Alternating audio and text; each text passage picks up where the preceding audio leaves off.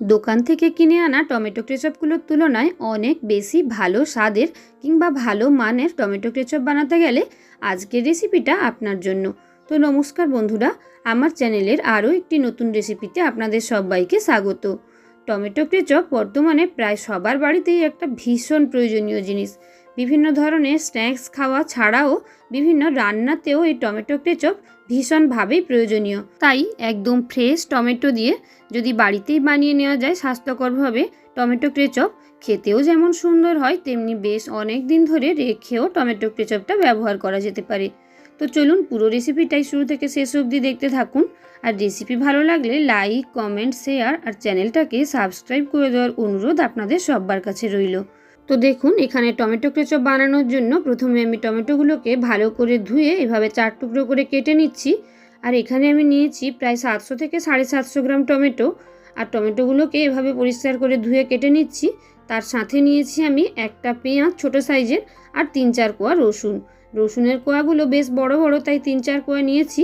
তো তোমরা যদি ছোটো কোয়া রসুন নাও তাহলে 7-8 কোয়া রসুনও নিয়ে নিতে পারো। এবার গ্যাসে কড়াই বসিয়ে কড়াইতে দিয়ে দিয়েছি কেটে নেওয়া টমেটোগুলো, দিয়ে দিয়েছি পেঁয়াজ কুচি, রসুনের কোয়া, দিয়েছি প্রয়োজন মতন লবণ, 1 টুকরো দিয়েছি আমি দারচিনি, 2টো ছোটো এলাচ আর 2-3টে লবঙ্গ দিয়ে একসাথে খুব ভালো করে মিশিয়ে নিয়ে এবার এটাকে ঢাকা দিয়ে টমেটোটাকে আমি সেদ্ধ হতে দেব। এই সেদ্ধ হওয়ার সময় কিন্তু কোনো জল দেওয়া যাবে না। তো 4-5 মিনিট ধরে ঢাকা দিয়ে সেদ্ধ করার পর দেখো পেঁয়াজ, রসুন, টমেটো সব কিছু সুন্দরভাবে সেদ্ধ হয়ে গেছে।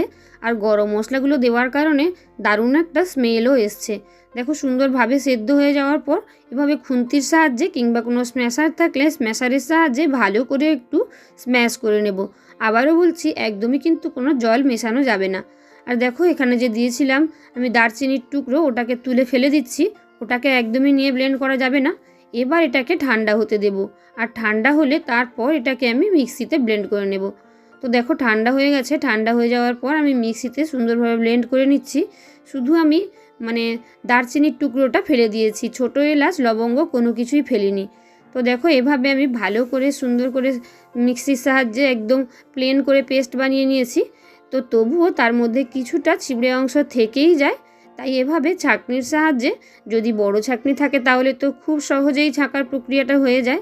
আর যদি বড় ছাঁকনি না থাকে, চাই যে ধরনের ছাঁকনিগুলো দিয়ে ছাঁকা হয় ওই ছাঁকনি দিয়ে একটু সময় নিয়েই সুন্দর করে ছেঁকে ছেঁকে ওপরের খোসা অংশগুলোকে ফেলে দিতে হবে।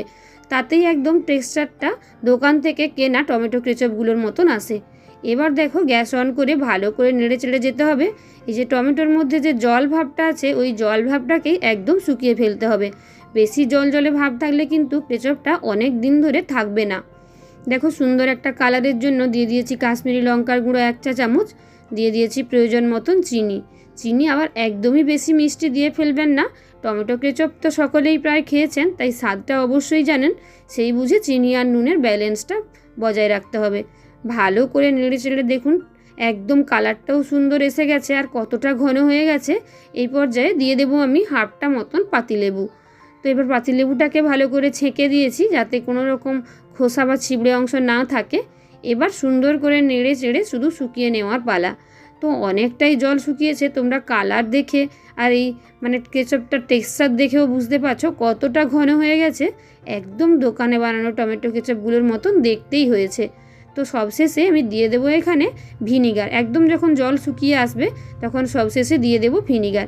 ভিনিগারটা দেওয়ার পর আর কিছু সময় নেড়ে চেড়ে নিয়েই আমি গ্যাসের ফ্লেমটা অফ করে দেবো। টমেটো কেচাপ একদমই রেডি হয়ে গেছে। আর এই টমেটো কেচাপ রেডি হয়ে গেছে বুঝবেন কি করে? দেখুন টমেটো কেচাপটা বানিয়েছি, কড়াইয়ের চারদিক দিয়ে কোনো রকম জল আর কিন্তু কাটছে না, আর একদম ঘন হয়ে এসছে। তাই আর গ্যাস অন করে রাখবো না, গ্যাসের ফ্লেমটা আমি অফ করে দেব। কতটা সহজে বানিয়ে নেওয়া যায় তা তো তোমরা দেখতেই পেলে। আর এভাবে টমেটো কেচাপ বানিয়ে তোমরা ফ্রিজে না রেখেও 6 মাস অবধি তোমরা একদম সুন্দরভাবেই ব্যবহার করতে পারো। কোনো রকম নষ্ট হওয়ার ভয় নেই, যেহেতু ভিনিগার দিয়ে দিয়েছি। আর ফ্রিজে রাখলে তো 6 মাস থেকে 1 বছর অবধিও তোমরা ব্যবহার করতে পারো। এখন যেহেতু টমেটো ভীষণই সস্তা, তাই এভাবে তোমরা টমেটো কেচাপ বানিয়ে রেখে যে কোনো স্ন্যাক্সের সঙ্গে সার্ভ করতে পারো। খেতে অপূর্ব লাগে। তো রেসিপি কেমন লাগলো অবশ্যই জানিও। ভালো লাগলে আরও নতুন নতুন রেসিপি পেতে ঝটপট চ্যানেলটাকে সাবস্ক্রাইব করে দিও। টাটা।